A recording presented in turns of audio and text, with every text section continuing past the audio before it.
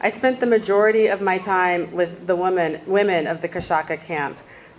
Because these displaced residents have had to leave their livelihoods behind, especially because many of them are smallholder farmers, they're literally left behind. There is increasing food insecurity. They worry about being able to afford food as food prices have increased, being able to find food, and that's putting women and girls especially in more and more dangerous situations.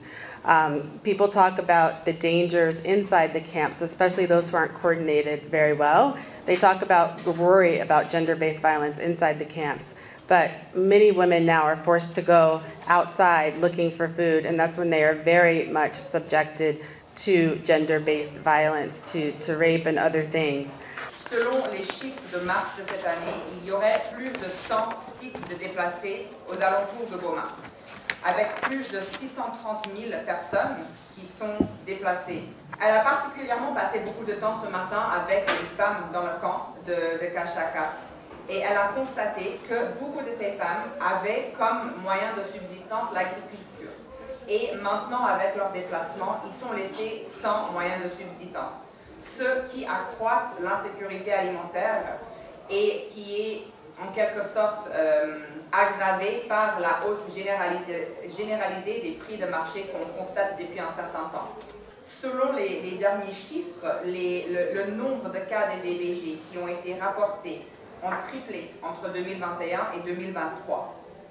Les femmes avec lesquelles Jada a parlé ce matin ont parlé d'une peur qu'ils ont.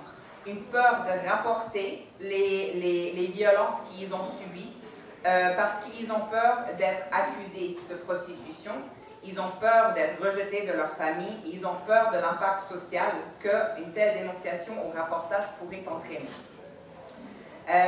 Des agences de l'aide humanitaire comme Mercy Corps sont dans l'obligation de passer de moins en moins de temps présents physiquement dans les camps à cause des risques de sécurité, y compris des bombardements comme ceux qu'on a constatés il y a 2 semaines de cela. Cette crise, il ne faut pas qu'on oublie qu'en fait on est en train de risquer toute une génération. Si on ignore cette crise, c'est comme si on tournait carrément un œil aveuglé, comme on dit en anglais, à une crise qui affecte des millions et des millions de personnes.